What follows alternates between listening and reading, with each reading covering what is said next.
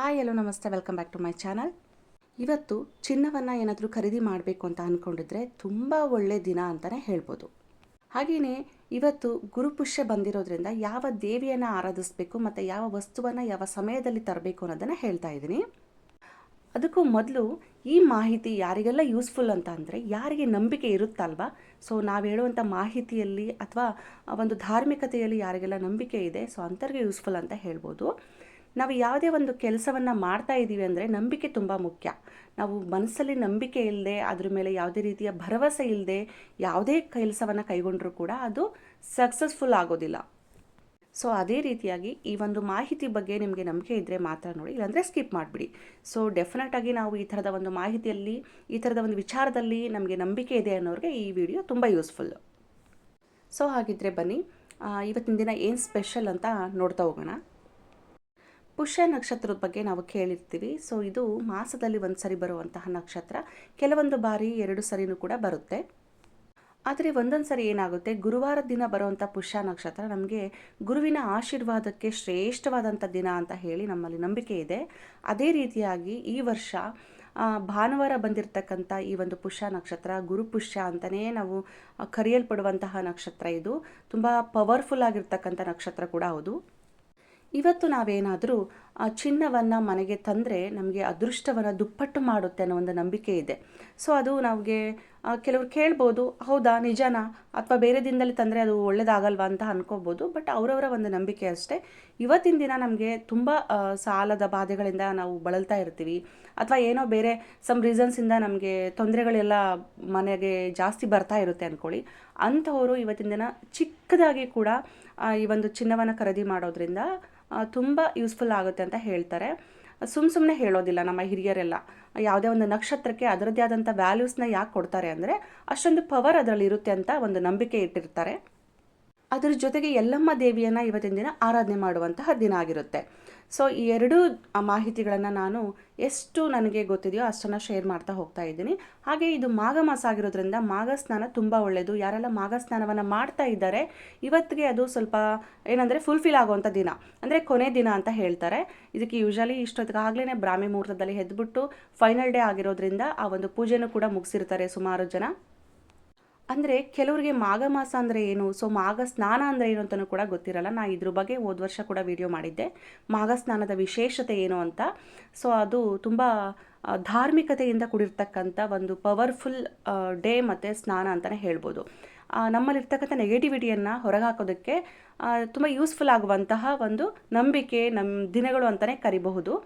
ನಮ್ಮ ಒಂದು ಭಾರತೀಯ ಸಂಪ್ರದಾಯದಲ್ಲಿ, ಭಾರತೀಯ ಪದ್ಧತಿಯಲ್ಲಿ ಸುಮಾರು ದಿನಗಳನ್ನು, ಸುಮಾರು ಆಚರಣೆಗಳನ್ನ ನಾವು ಉಪಯೋಗ ಮಾಡ್ಕೊಳ್ತೀವಿ.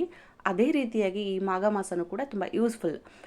ನಾನು ಹೋದ ವರ್ಷ ಹೇಳಿದ್ದೆ, ತಳಬಳ ಹುಣ್ಣಿಮೆ ಕೂಡ ಇದೇ ಮಾಘ ಮಾಸದಲ್ಲಿ ಪ್ರಾರಂಭ ಆಗುತ್ತೆ. ಸೊ ಮಾಘ ಮಾಸದಲ್ಲಿ ಸುಮಾರು ಸಂಗತಿಗಳು ಸಂಭವಿಸಿರ್ತವೆ, ಬರ್ತವೆ ಅಂತಲೂ ಕೂಡ ಹೇಳಿದ್ದೆ. ಸೊ ಅದೇ ರೀತಿಯಾಗಿ ಯಾರೆಲ್ಲ ಯಲ್ಲಮ್ಮನ ಆರಾಧನೆಯನ್ನು ಮಾಡ್ತಾರೆ ಅವರು ಇವತ್ತಿನ ದಿನ ಪಡ್ಲಿಗೆಯನ್ನು ತುಂಬಿಸೋ ಒಂದು ಪದ್ಧತಿ ಇರುತ್ತೆ.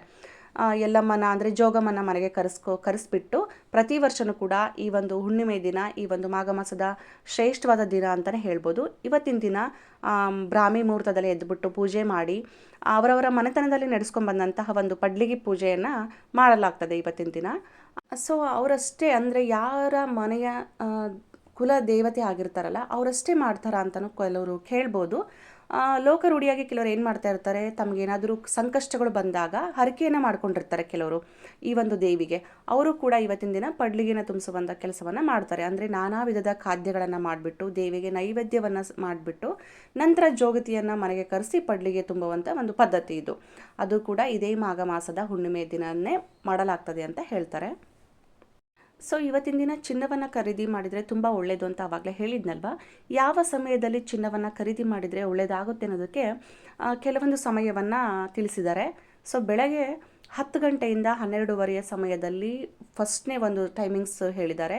ಅದರ ಜೊತೆಗೆ ಅವಾಗ ಆಗದೇ ಇರೋರು ಮಧ್ಯಾಹ್ನ 2:42ರಿಂದ 4:15ವರೆಗೂ ಕೂಡ ಒಂದು ಸಮಯ ಚೆನ್ನಾಗಿದೆ. ಸೊ ಆ ಸಮಯದಲ್ಲಿ ನಾವೇನಾದರೂ ಸಾಧ್ಯ ಆದಂತಹ ವಸ್ತುಗಳನ್ನು, ಚಿನ್ನದ ವಸ್ತುಗಳನ್ನು ಮನೆಗೆ ತರೋದ್ರಿಂದ ತುಂಬ ಒಳ್ಳೆಯದಾಗುತ್ತೆ ಅನ್ನೋ ಒಂದು ನಂಬಿಕೆ ಇದೆ.